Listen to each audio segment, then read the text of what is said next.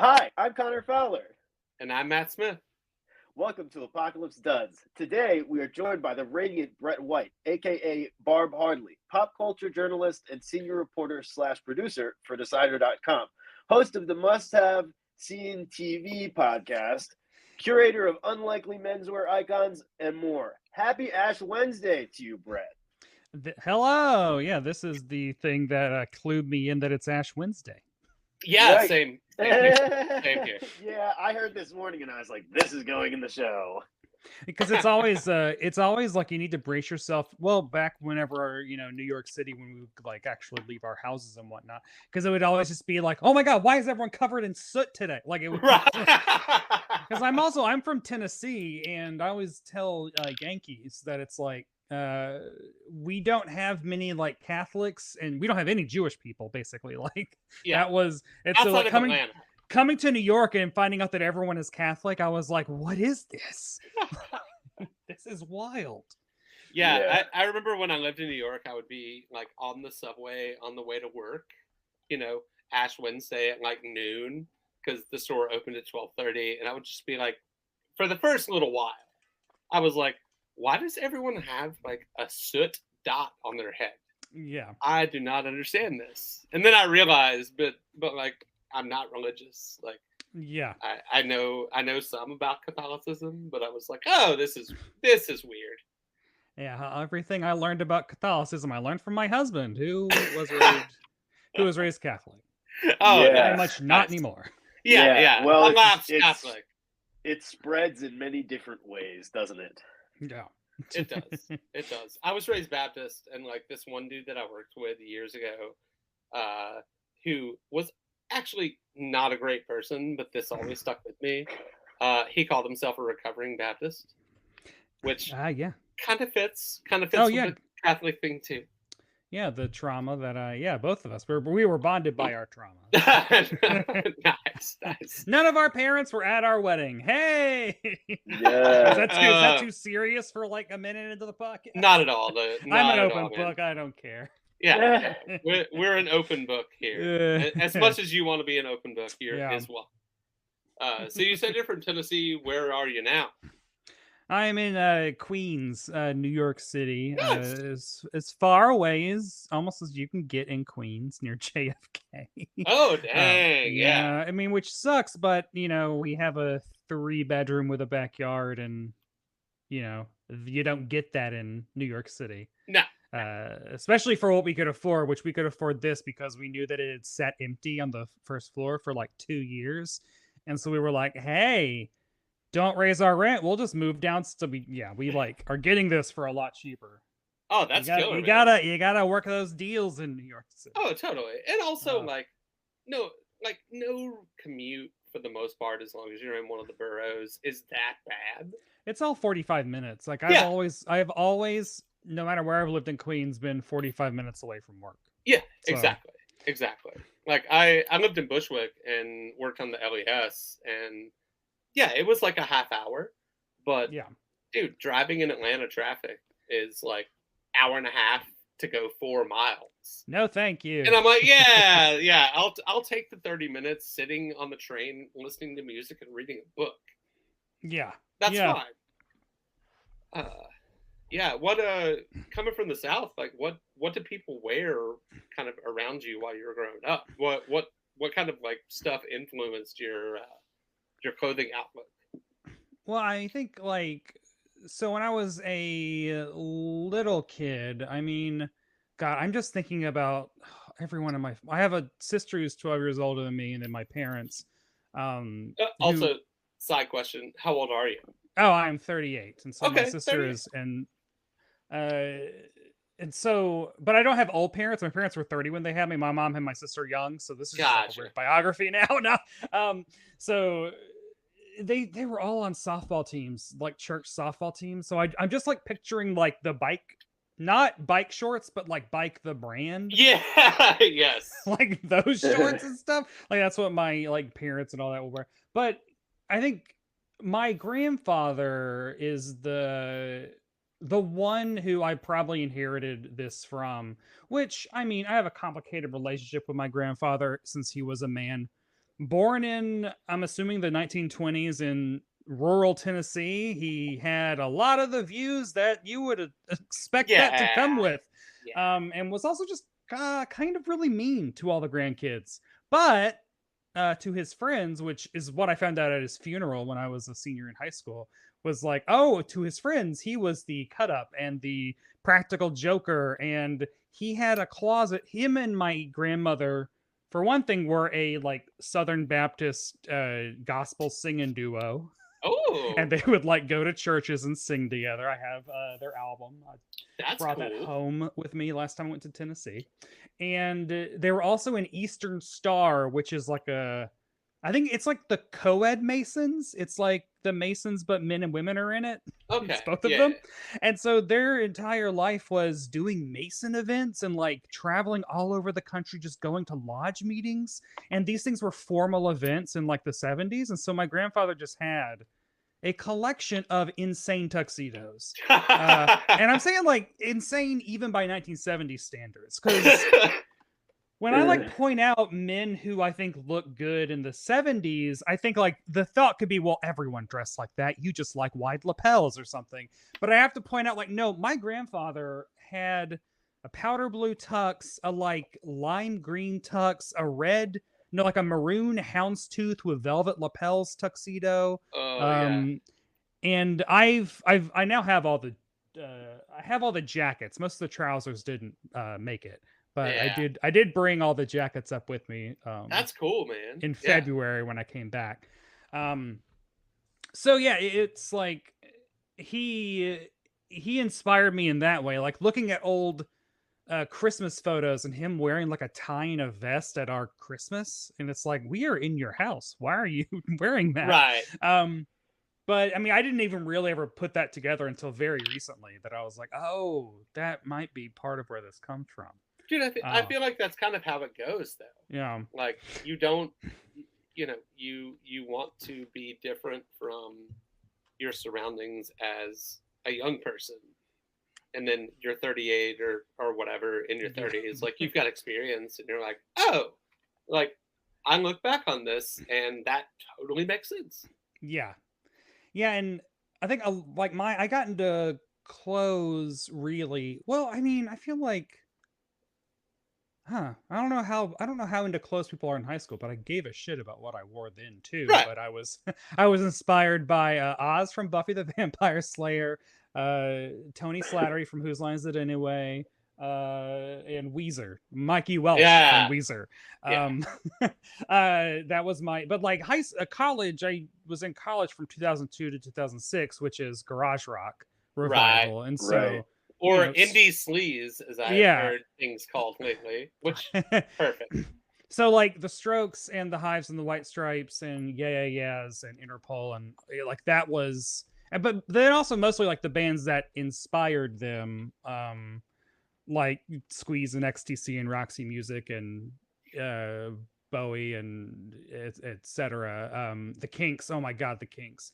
So like that was my college, was like college rock. I had a radio show, so me and my friends, when we would go to shows, it was always like competing to be like, who could be the most dressed up. Right. Which for us, dressed up was like looking like we were contestants on a Game Show Network show from 1971. So I had a lot of interesting things. Hell yeah. That might be one of the best like answers to that question that we've gotten yet, if I'm being totally honest. You hit a lot of points, especially because we're similar age. Yeah. But it was very thorough. You like obviously have thought about it. So yeah, I mean, it's like, yeah, because I came up. It was funny when I took my husband to Tennessee for the first time to meet all my friends, and then when like we hung out and then we got alone, he was like, oh, okay, yeah, they're all like you. Okay. Nice. Because I mean, up here in New York, I'm like, oh, I've been plucked out of my context, but you put me in, like, we all love thrift stores, we all love indie rock, we all, etc. Hell yeah. Sure. Perfect. So I wanted to, at the beginning, shout out the uncannybrettwhite.com style section, which I think is really amazing. Your website made it very easy to do research, so also great. I was going to ask you, I assume you're dressed, right? Yeah, I've worn 2 outfits today. Hell yeah, that's what we like Nice. to hear. So if you want to run through them both, that's cool. If you want to only run through one, also cool. Up to you. I mean, I think this is where I can peel the curtain back on the process behind the Instagram in a way. Like, Oh, I all don't know, just right, like all so, like I wake up in the morning, and I mean, so like this morning I put on I'll go some vintage Cole Haan penny no horsebit loafers. I don't know what year they're from, but I just wanted some bit loafers and got them on eBay. Black with gold metallic bits. Bits, I guess that's what they are. And then some purple sheer socks, which every time I post a photo of myself wearing sheer socks, I feel the need to like put in a caption, I understand that some of you are attracted to this. You do not have to tell me. It is so Oh my like god. it is so wild. It is unhinged, unchecked. It is just like they want you to know. Like I'm like, I Yeah. get it, but I just Yeah. wear these because they're nice socks. At one so point, anyway. it's flattering, but also And then it just gets like very it's like weird. we get it. This is the 10th time you posted this, whatever. And then some. Oh god, where did the Spear McKay like gray trousers with like I think it's like a light blue window pane pattern, and then a proper cloth pink button down or button up with that's also another Spear navy double breasted jacket that I cannot close. Hey, Hey, me neither. am too big. Yeah, good. And then a kerchief a black and gold kerchief that I bought from Baltzar, whatever that Swedish store is. And then my Warby Parker glasses. Yeah, so I'll get dressed and then I will take photos in my office or outside maybe. And then I'll wear that until like noon. Right. Usually I stay dressed up until something I just get so angry at work or something. Like something just like sets me off and I'm like, okay, I'm just getting out of this. And so then I put on my leisure outfit, which is just like Bombas socks, Levi probably 5'10s. They're slim fit, but they don't fit me on slim fit because my legs are so tiny. I'm a short person, so it's like I have to get slim fit just so they will actually like fit me. Right. Yeah. And then I have a Spear linen field jacket, and my Possession black T-shirt. Possession, the 1981 Isabella Johnny and Sam Neill horror movie that is infamous and streaming on Shudder. If you want to see something real fucked up. All right. I mean, You heard it here. Honestly, It sounds like, and we've talked about this on the show before, but it sounds like your leisure quote unquote outfit is probably like more thought out or at least like cohesive than 99% of the population on a daily basis. My husband's just wearing sweatpants. Well, like nice nice sweatpants and hoodies.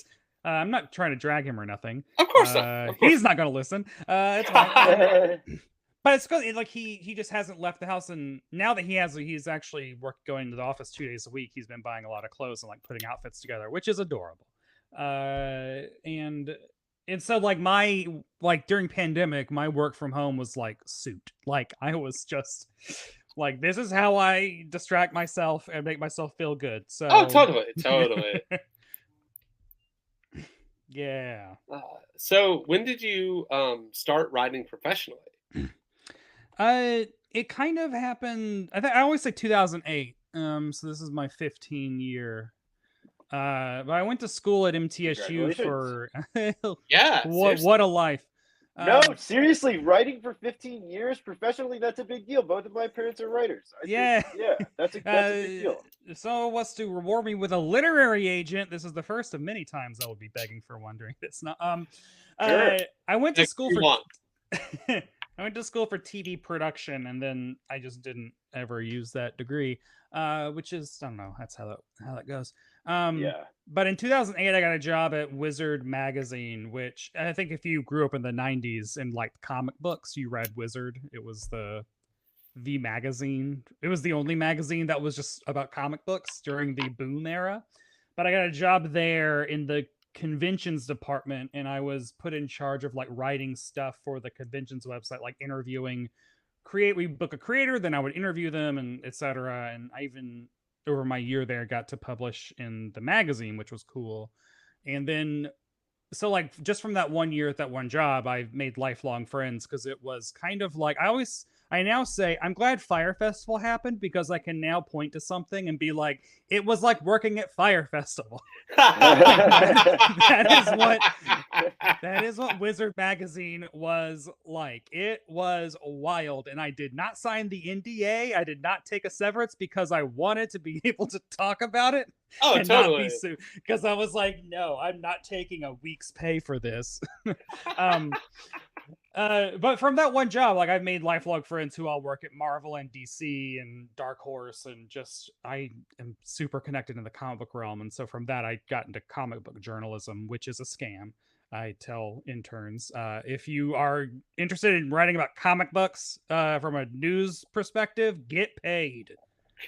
Get paid. $40 an article is not enough. Yeah. It's yeah. like- Well, it's like there are tons of kind of clothing or fashion writing quote unquote opportunities that exist that are the same deal. Basically, it's like we'll give you fucking $10, $15. Write 6 pieces for us. Absolutely not. No. But I mean, like when you're so like when I started doing that was 2010. 2011 is like when I really started doing like online journalism, and well, I don't really call what I do journalism. It's writing, whatever. That's an existential question. But that's when I started doing that, and at that time it was like, ooh, $40 for for something. Okay, great. And it wasn't until I started talking to people that work in the TV, like writing about television and movies, I was like, oh, we're getting screwed.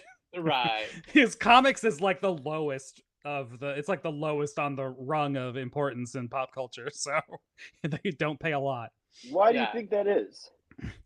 I mean, well, a lot of it is, I think, a lot of demand to write about this stuff.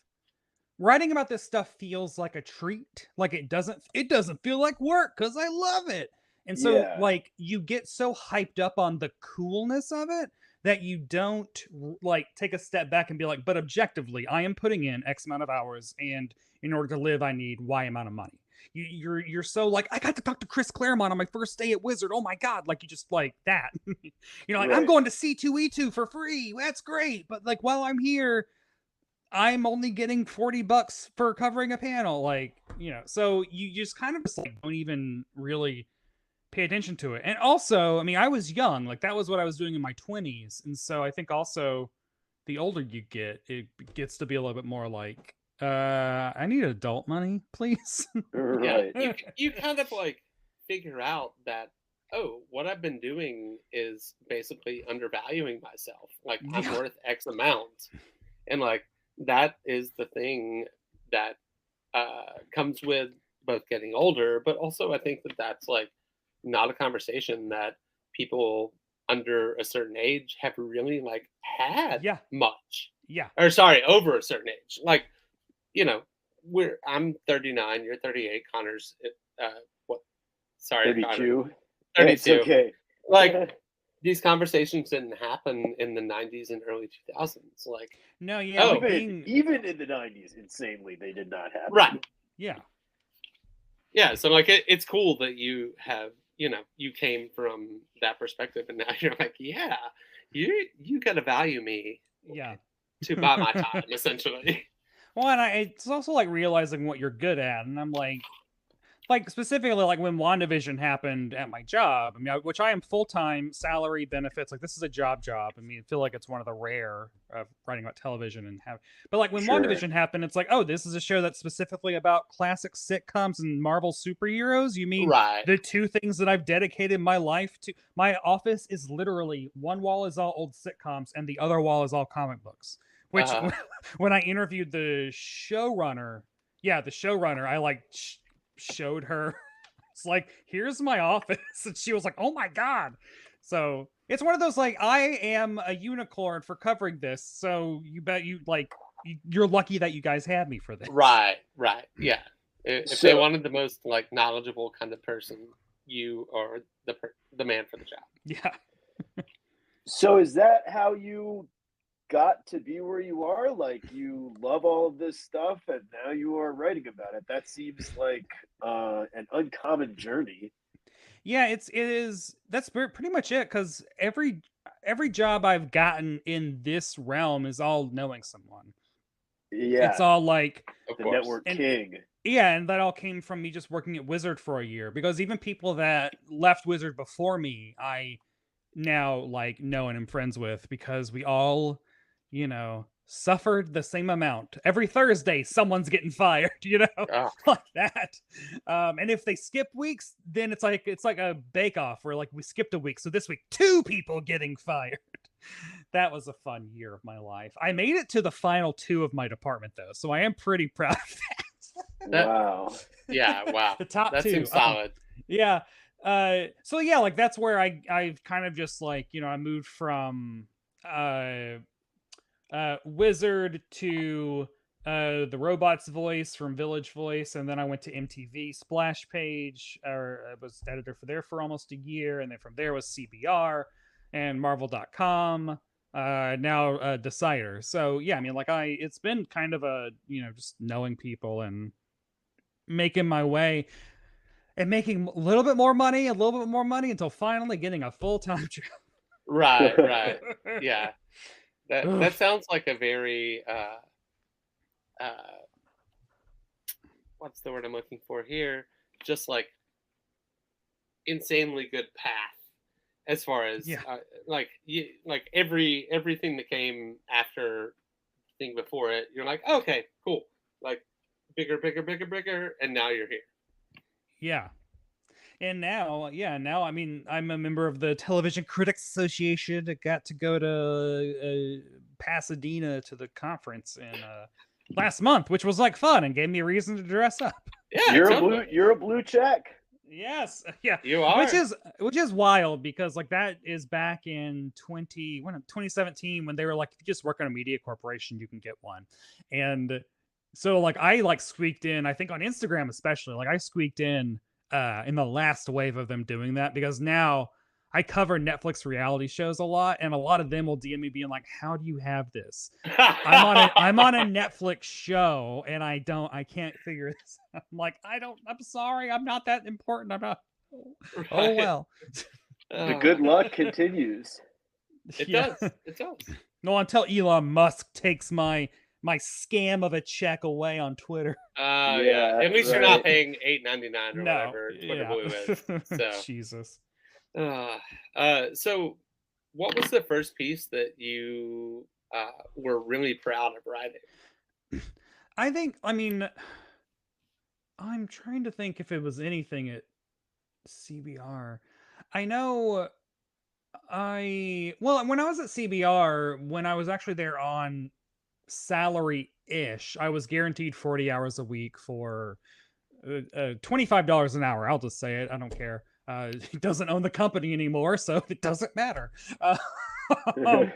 But like, because I was like, I live in New York and you require me to go to red carpets and premieres and stuff, so I have to be paid a wage that allows me to live in New York and do all the things that you want me to do. Right. And so yeah.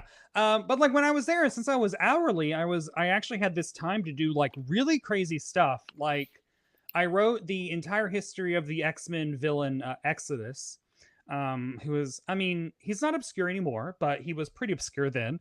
And I just I bought all of his issues, and then I actually put together a timeline. I did that for the I did that for the Hellfire Club as well.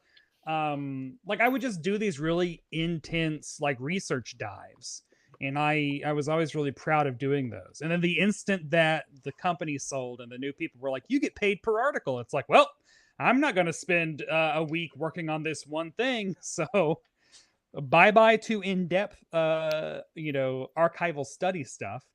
Then more stuff at Decider.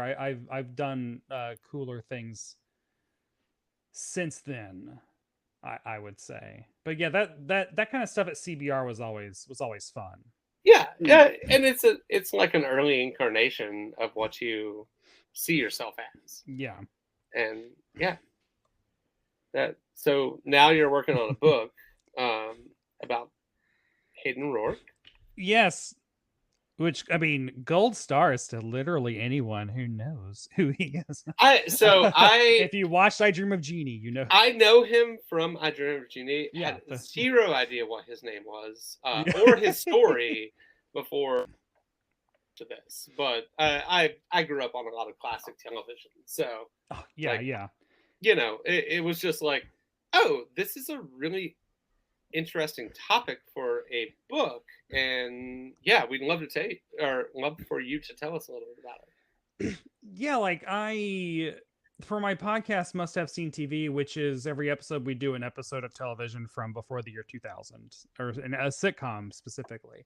And in Pride Month 2019, I think, I always wanted to highlight all the queer people that worked on all these old sitcoms, because a lot of them, like, their stories aren't told because they were queer in 1960. So right. well, and I discovered that Hayden, Dr. Bellows in I Dream of Jeannie, the old guy who was always like trying to catch Major Nelson in the act, always misses seeing Jeannie. Right. I found out that he was gay.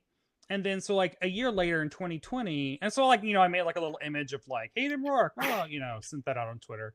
And then in 2020, pandemic year, for that month, I was like, okay, well, I am instead, for Pride Month, I'm going to try to do like hastily assembled, you must remember this style, like storytelling episodes where I would choose a gay, and then I would just like do an afternoon of Googling and Google sleuthing, my favorite thing, and then have a little drink, and then get on and just tell their story. And when I was done and I was like telling my husband about Hayden's story, he was like, this is a book, like, you're clearly passionate about this. And I was like, oh yeah. And I had just literally been like, I'm never going to write a book, it's way too hard. But like, so I discovered his story of like born in 1910, by World War II. So he meets his partner, Justice Addis, in the mid-30s, I do believe. There's like, I don't know how they met. I have like 3 different theories based on where I know they were at different times. One of them might have been at a summer camp when he was a counselor and Justice was a student. Not their age difference is not creepy. Justice Addis. I'm sorry, I had a question in here just so that we could get the name out there, because what an amazing name. Well, and there's also so he was Justice Addis the third, and then there are 2 fourths. The family tree is wild, and it's honestly worth its own book. But so like they went to the army together, and in 1942, when you register for the army, and if you had literally any type of theater or Broadway experience, they would just send you to New York to work with Irving Berlin, because Irving Berlin was resurrecting his all army, like all soldier review show. So this isn't USO where they would take like Jack Benny or Bob Hope and like show him off to soldiers and stuff. These are like, no, these are soldiers. It's like FUBU, fight for us by us. It's for soldiers by soldiers, Right. And so like you would go through basic training and everything, but your job in the army, and you got ranks and whatnot, was to do This Is the Army, which was the song and dance review show that ran on Broadway. And then after it did Broadway, it did an American tour. They made a movie starring Ronald Reagan, and then in 1943 they went international and they toured the entire world. And so Hayden and Just were like the stage managers, and were like in Egypt and Iran and Italy and Singapore, and just all over the place. And what is fascinating is a lot of these soldiers were, of course, gay, and drag was a huge part of this. These soldiers dressed in drag for Uncle Sam to entertain other soldiers, and no one had a problem with it, Republicans.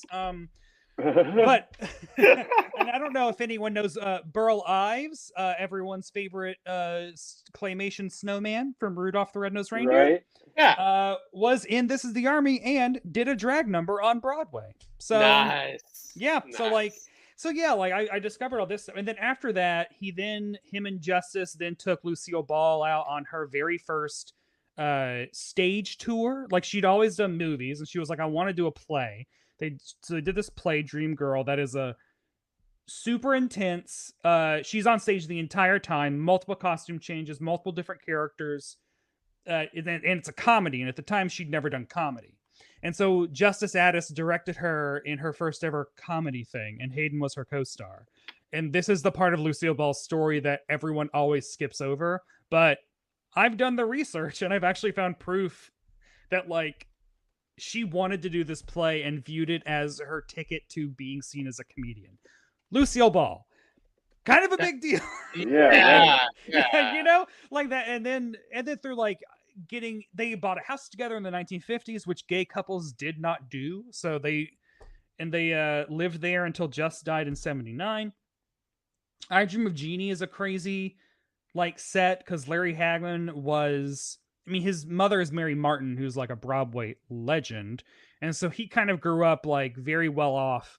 And also by the time Jeannie happens, he's very into like LSD and counterculture. Nice. And is always on something, and also thinks he's better than Jeannie. And so like Hayden was this like mediating force. And what is beautiful is like Hayden was always out, and everyone always knew he was gay. The cast would go over to his house.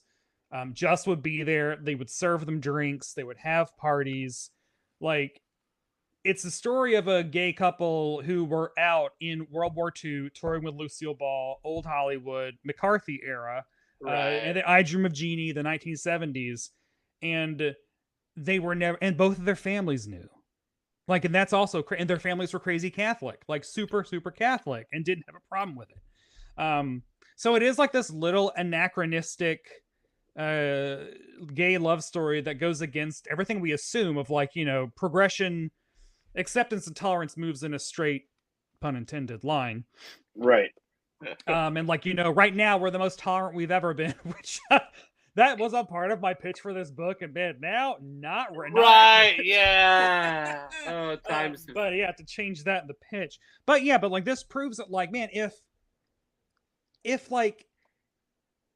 Justice Addis's stepmother would let them sleep in the same bed, in the same bedroom with one bed in it in the 1950s and 60s, then like parents today have no reason. Like, this is 70 years ago and people were fine with this. And Totally. like, so yeah, and it's been great. And I've interviewed a ton of people. I've been working on this for 2.5 years. I've written 50,000 words, literary agents, or anyone that might know a literary agent that wants Hell to talk. Hell yeah. Yeah, it's a labor of love that I want to finish. I feel like there's no way someone isn't going to pick this up. Yeah. One of the things that I really point out is like gay history. Like, I don't care that he isn't an A-list person that everyone knows. I'm like, the gay history has been robbed from us via AIDS and also the closet and bigotry. Right. And you have to tell every single, you know, gay story, because we just tell Rock Hudson and Paul Lynde's over and over and over. Right. And I love Paul Lynde. I love Charles Nelson Riley. But like Hayden's story is just as important because it is a different story. It's a story unlike any that we've heard. And the fact that I actually, so like after Just died in 79, Hayden had a second long-term partner from 1980 to when he passed in 1987, who I now know and am like friends with and have had like lunch with, who lives in New York, not that far from me. And no one knows about that story. Like, no, because, you know, no one ever wrote about Hayden. No one ever wrote about him being gay. Right. But now, like, it was what, like, this is how, like, crazy it is. Like, I've been working on the book for probably like 6 months when I accidentally stumbled across this guy. And when he said, like, oh no, like, we were a couple. And I was like, can you please just answer, was Hayden Rourke gay? And he was like, yes, he was absolutely gay. And it's like that basic thing of like, you have to infer a lot with history, because gay men wouldn't say in the 1960s, 70s, I'm a homosexual. it's all like, well, he would live with a man and never married. So you got to infer, it's just like you have journalistic integrity of like, you want to have like, the facts. And with a lot of these, queer history stories, you're never going to know a lot of the facts because everyone's dead. And that's one reason why I was like, I have to tell Hayden's story, because Barbara Eden's the only person left from Jeannie who's alive. And so I have interviewed her, etc. But yeah, I don't know. I'm very passionate about it. And I also have 130 photos of them from World War II that have never been seen before. Oh, wow. And like gay soldiers doing the can in the sands of Persia, like wild. It's just wild fun. Like them posing nude at like the ruins of Rome, like acting like Roman statues. And I'm like, man, like even with 1943 cameras, people were still like taking stupid photos. Oh, absolutely. Yeah. I will say this has been a great pitch to read this book. Just, the passion that you put into it, and the fact that, yeah, just like the whole thing, man. It's just really, really cool to hear. And he was a very snazzy dresser. Like specifically, his partner, when we met up for the first time, he was like, oh, I was going through my storage unit and I found these old things from Hayden's, and it was a pocket square and a Speedo. Wow. And so I have one of Hayden's swimsuits and a pocket square. That's amazing. Like, that's wild. Oh. Wow. So you describe Hayden as part of the gay TV tapestry. We wanted to talk about another gay TV icon, Brian Batt, who played Sal Romano in Mad Men. When you first saw Mad Men, did you include him in the pantheon? I was kind of surprised that they, like, when we were talking about this show, like, I was a little surprised to find out that he was gay. Because I didn't think that they cast gay people for the most part. It is surprising. Because in 2007, certainly. Yeah. Especially him being out gay. It is actually crazy how much things like really change from like 2007 to 2017. Like actually a lot of, like I thought like a lot of progress had been made between 97 and 07, but a lot made between 07 and 17. Huge. But like honestly, like my Mad Men men or style icons were always Harry Crane and Lane Price. Okay, solid. Yeah. It's just because, especially Hollywood era. As soon as Harry starts working in television, they start shipping him out to California to Hollywood. He comes back and he's wearing like mustard colored jackets and huge kerchiefs, and I'm like, this is it. Those sideburns and big glasses. Conor and I have talked Mad Men a lot because I think that like all three of us seem to be around like that time period and age where you're just like, this is the coolest thing I've ever seen. And I go back and rewatch it all the time. But the Christmas episode where they have the party in the office and they have to like really please the gay cowboy, like right. But like that every year when I watch that, and they have just like the office party, and it's like Christina Hendricks like leading the conga line through the office, and I'm like, for a lot of these people, they're just Hollywood extras. And this day, they got to go put on period appropriate clothing and have a Christmas party at Sterling Cooper Draper Price and do a conga line with Christina Hendricks. Like, I think that might be like the most perfect day of work ever. Oh, totally. So kind of continuing this theme, like since the dawn of like internet #menswear, whatever, the internet culture that we're kind of in, and kind of all three come from people like Marlon Brando and James Dean, who very on the record being at least bi. Yeah. If who's to say? But like, how do you kind of like see these people that were worshipped as style gods in the year 2023? I mean, Cary Grant is the one that I'm like so proud of, because Cary Grant also at least bisexual, maybe full on gay, who knows? Right. But it's just like those guys. I'm like, it makes me so I mean, I was like, oh yeah, we got one. It's kind of this, because I will say, like, when I started getting more into menswear, like circles and whatnot, just from like outside reputation, because I didn't really start listening to the podcast and stuff until like 2017, and like at that point, like I already knew Roger Stone was a person, like I knew like there's a unfortunate correlation between man who cares about what he looks like also might help in a insurrection. Like Right. So, and just coming from the South where everyone over the age of 40 was just conservative, period. They're a Republican. I have like an ingrained, like, listening, keeping an ear open to be like, is it okay if this person knows I'm gay? So like Right. that all kind of ties together. And so it was always like easing in, and like, I honestly like don't know that many like gay men in like the classic menswear realm. Either I know a handful. We are, we DM, we know who each are, Right. we know who we are, we commiserate or whatever. But like, it is overwhelmingly, I think, like straight. And so when we have these guys, I'm like, yeah, you love Cary Grant. Yeah, he's definitely flamer or whatever. Like, yes, I got one. And I also like, and I like that, I do think it is very important. That's why I think like representation and being vocal about things is important, because like if you're a homophobe and you fucking love James Dean, you love how he dresses, you love, all of his movies, and then you find out that he's bisexual, that's going to do some sort of reckoning in your brain. Totally. Either you're going to just like double down on homophobia and be like, well, I can't look at his face again. Or maybe you're going to be like, oh God, the man I think is the most macho man in the world also likes having sex with men. Oh God. Okay. I guess, good for Brando, good for me to appreciate, but not partake in, Certainly. So yeah, I think that like things like that are good for representation, which is also, I mean, that's why I'm very vocal, I think, loud online. Yeah, we noticed a quote. I think it was one of your Instagram captions, but essentially the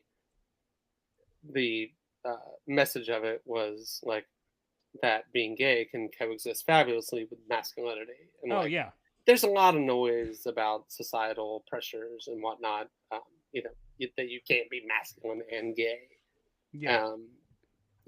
How do you how do you approach that? How do you express that in Well, I think your like, kind of all day? yeah, like menswear really has helped me square a lot of that stuff away, because growing up, especially growing up in the South, like I spent my 20s like just dressing like a stroke, just like, okay, just jeans, a corduroy blazer, a jean jacket, children's polo shirts back when I can actually wear like a child's extra large. Oh yeah, No I remember those longer. days. Yeah. But like, just because it was just like, that was just all I had. I didn't think that, because when I saw men, masculine, like male identifying, assigned male at birth people, they were always just wearing like shitty khakis, and like they're like, you're either wearing jeans and a t-shirt or khakis and a polo, never anything more complicated, etc.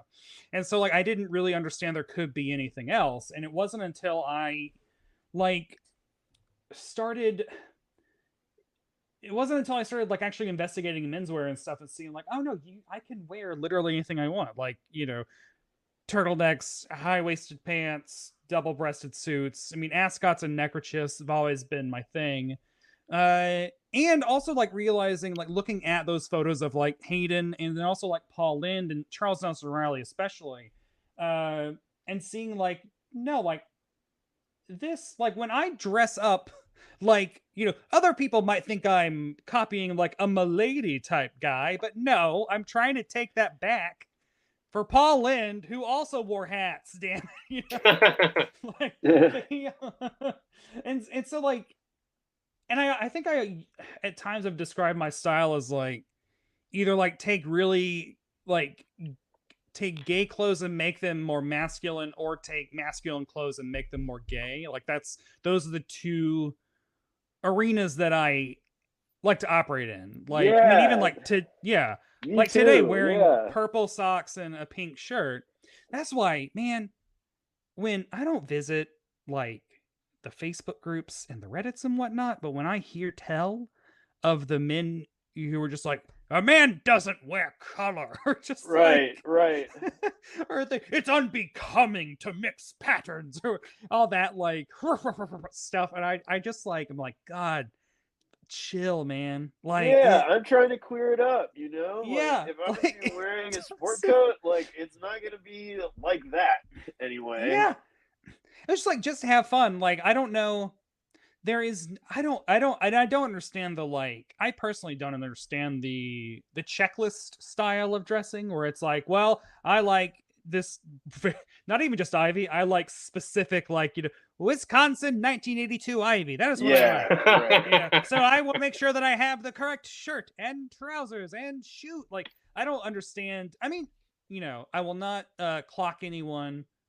If that is if you love that, fucking go off, have fun. I Right. personally I personally like don't, I don't really care about that. I don't I know. mean, I it can almost become cosplay. Like, I understand that yeah. people enjoy it. I have my quirks that I Yeah. only like. Um, but yeah, there's never been a checklist. There's never been a I have to have this, this, and this to complete this look. And I also like, I'm not even like a brand. I don't care where I get anything. It's like, because like, so like both of my, custom suits are both from Suit Supply, but I don't think anyone would ever recognize them as Suit Supply suits because I had No. them No, made. Like, I went No, there, I found, that's a question we are gonna ask. Because yeah. like I remember somebody asked you where you got your glasses, and you were like Warby Parker, and there was like sort of a wince. But like, it doesn't fucking matter where it is from if it looks good, Yeah. right? I mean, to an If it looks extent, good. to an extent, to an extent. Well, it's like, as to an long as they extent. aren't like unethical. But I mean, like, Yeah, no that's what I ethical mean. consumption, That's what I capitalism. mean. Yeah, But we're we should all try and trying to get get stuff by. made by adults. Yeah, yeah. But like, when I wanted to get my first ever, like, well, the story of my first my green suit is funny. I don't know. Like, I was like, I bought a Suit Supply suit in like 2008 or 9, just like a gray basic ass suit, and I just like had went there and had tried one off the rack, and then they just like altered it. And so I made an appointment. I like, okay, I want to make an appointment, and I like looked at all the. I went to the, like, I want to go to this store, so I looked at all the profiles of all the like sales associates, like all the like tailors, the assistants or whatever. Mhm. And I then of course found them on Instagram. Just like did the due diligence to be like, do I like this person's? Is this person's taste aligned with mine? Like, which I think is like a good way of doing that, so that like you're going in and you're not going to have to argue with like, no, I do want wide lapels, like, because like they wear them, so they like them. And I found Josh Cooper, who now works at the Armory in New York. Sure. And Yeah. I went in and I thought that I was going to do the same thing of like take one off the rack and then like, and I had accidentally booked an appointment with like the made to measure, the like whole cloth, like, we're going to take all your measurements, we're going to get fabric that isn't available off the rack. And now it's like, oh, this is almost 3 times as expensive as what I would, but I was like, well, let's go for it.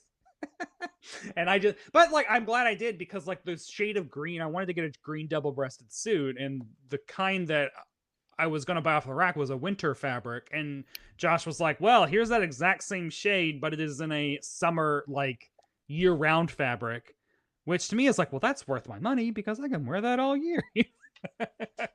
and yeah, and it was like such a fun experience, and it is totally worth the money, because it is just cool to be able to ask someone questions and talk about this stuff, and like ask, like, because I would like, why a hand stitched buttonhole on the lapel, like that kind of fun stuff, like what is the perk of like a 2 pleat or a 1 pleat, and I don't know, yeah, it's just a really, really fun experience. I mean, that it's like going to a spa or something for me. You're treating yourself. Yes, it's very treat yourself. 2000, that was 2016, I think, right? Yeah. I also feel like some people maybe no. don't Oh, sorry. I just No, wanted go to add. ahead. I also feel like a lot of people, if you're on the streets of New York City, you see that suit and you're like, damn, that's a good suit.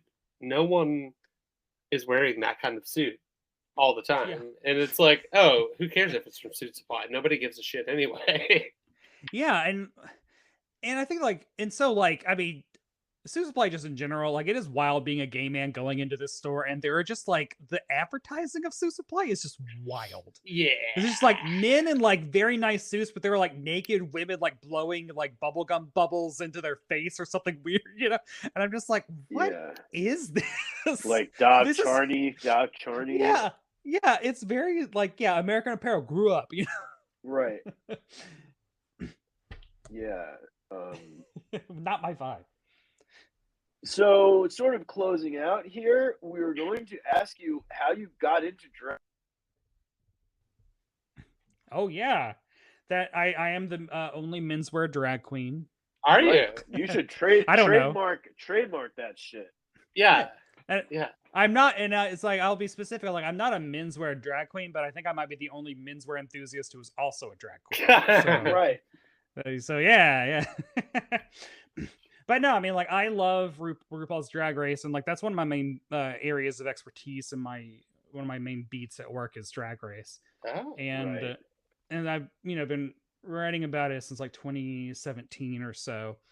And so like it's always been like, and honestly, like, and this is like what I try to preach to people is before I started doing actual like dressing as a woman drag, I consider my suits drag. I mean, like I personally believe anytime you put on literally any garment of clothing, knowing that another human being is going to lay eyes on it, that is a form of drag, because all drag is using clothes to tell a story, to tell, to project something.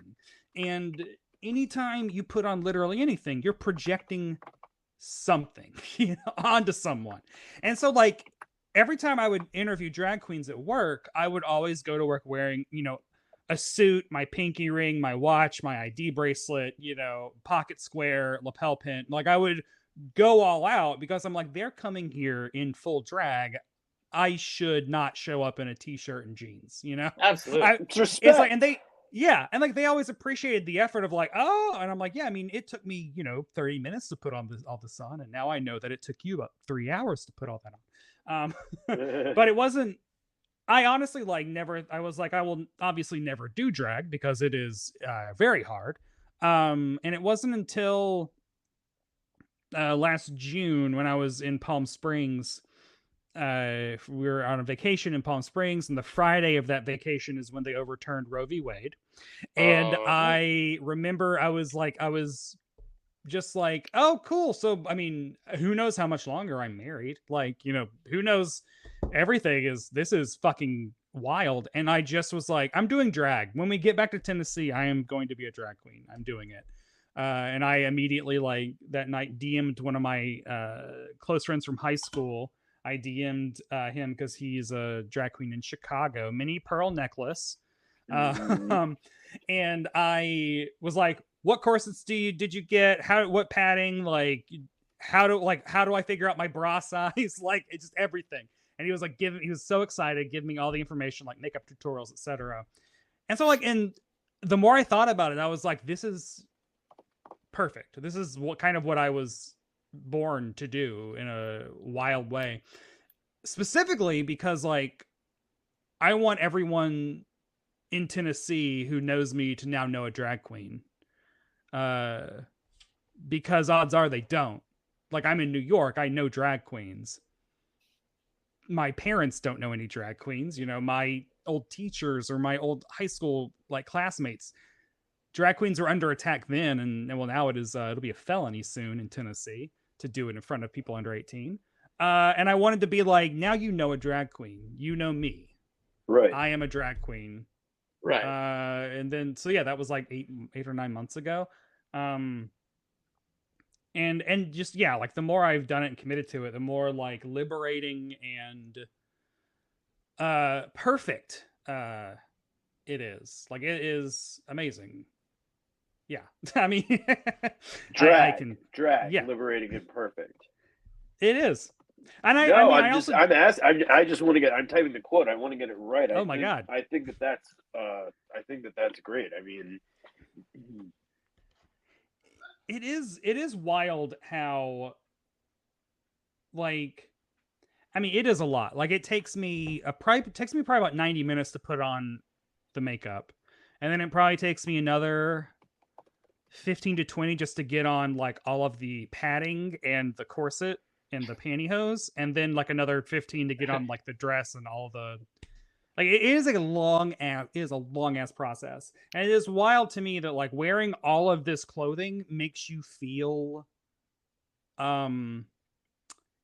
I mean, RuPaul always says that drag reveals who you are. It doesn't hide who you are. And I now understand what that means. It does. I don't know how to explain, but it is like when you are wearing that much stuff, it kind of gives you permission. I know I found that for me, it gives me permission to act feminine in a way that I didn't even know I was repressing, which I think is like wild.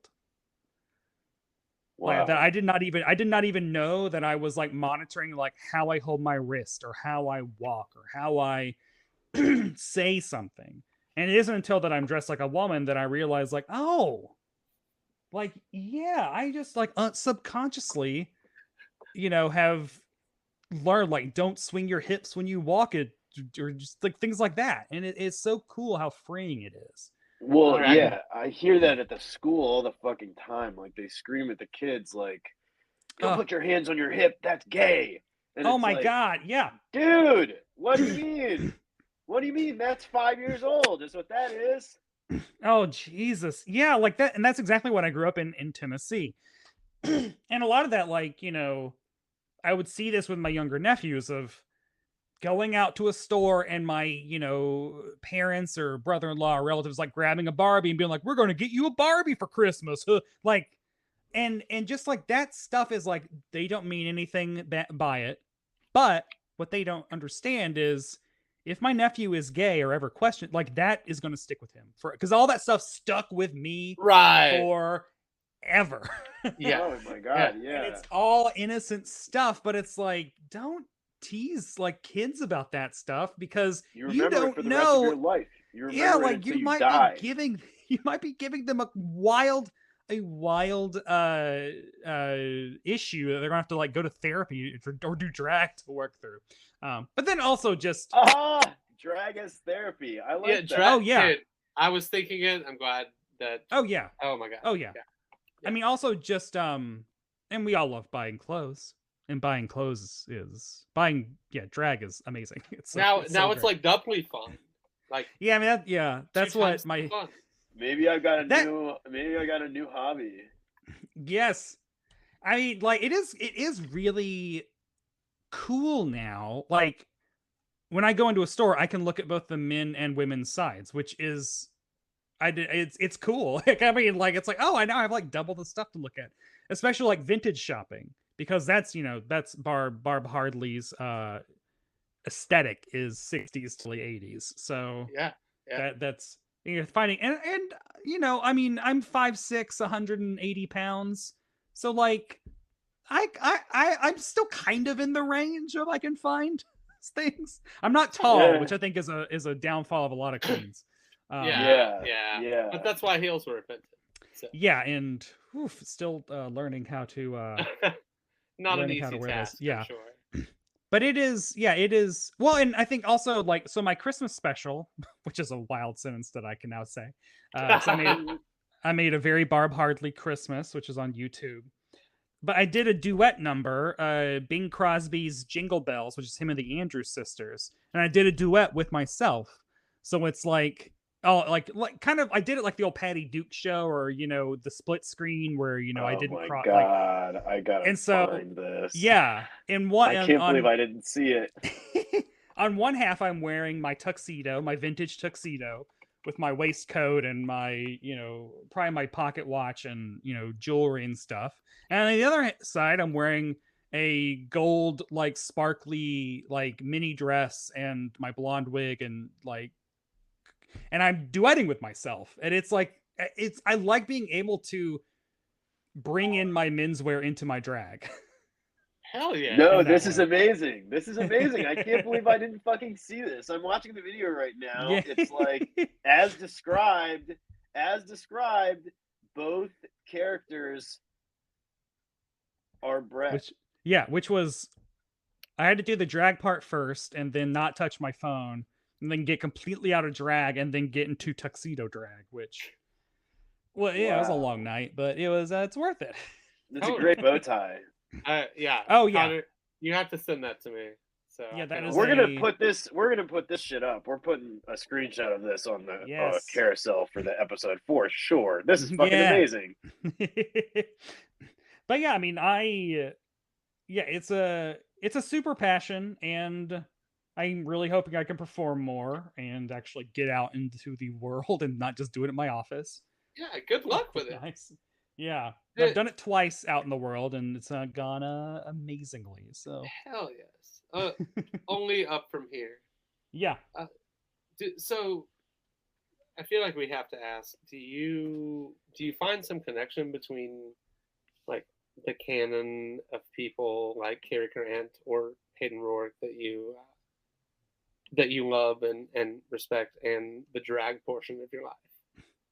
Well, I mean, yeah, like, yeah, when I get in drag, it also feels like, because I have a photo of Hayden in drag from World War II. At the end of This Is the Army, they all in Hawaii got on the battleship and did just like a crazy show, and I have a photo of Hayden in drag from that. And I have pictures of Paul Linden. Like when I get in drag, I do feel I'm very into my gay forefathers and like knowing my history of, I mean, it is my culture, it is my people, like it is totally, and it is a history that I love knowing, and knowing that gay men like Hayden, loved dressing up, had a huge wardrobe, kept everything he wore on Genie, and then also did drag or loved female impersonate. I have a photo of Hayden with Charles Pierce, who was the most successful drag queen of the 20th century before RuPaul. So I have photos of Hayden with very close friends with Charles Pierce. Wow. And so I do feel it. I'll look in the mirror and just be like, I'm gay. Like, I am a gay man. I am dressed like a woman. I am just like my gay forefathers. It feels very like emotional, almost ceremonial, like this clothing. And it is really cool. And that's an amazing answer. Yeah. Yeah. I think about it. I'm too much of a thinker. I think about everything. Where some of us have the curse. Yeah, it never stops. No. Well, Brett, this has been a very fun and just, I don't know, wonderful interview overall. Thanks, and yeah, we always like to give our guests a chance to shout things out. So have at it.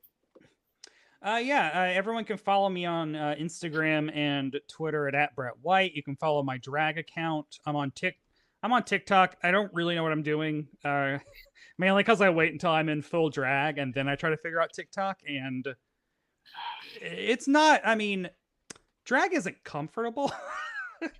Right. When you get into character, it really does go away. The pain of everything goes away, and you're like really in it. But like, yeah. So maybe I should figure it out when I'm not in drag. But yeah, I'm on TikTok and Instagram as @BarbHardly, BARBHARDLY, which is a play on Bob Hartley, Bob Newhart's character from the Bob Newhart Show. And you can read my words at decider.com. And listen to the podcast Must Have Seen TV, which I host in drag, and there's a video. You can go to YouTube and see probably like 2 out of 3 episodes I'm in drag, and it's fun. It's fun talking about 1950s television while dressed as a woman. 100%. That is one of the most you things based on this interview that I've ever heard. So, well, thank you again, Brad. Everyone, thank you for listening. I am Matt Smith. And I'm Conor Fowler. At Apocalypse Studs on Instagram. ApocalypseStuds@gmail.com if you want to send us feedback. we kind of like it. Oh yeah, sorry. I'm at Rebels Rogues. Conor is at Conor Fowler. Fuck that one up. But yeah, thanks for listening. And Brett, thank you again. Thank y'all.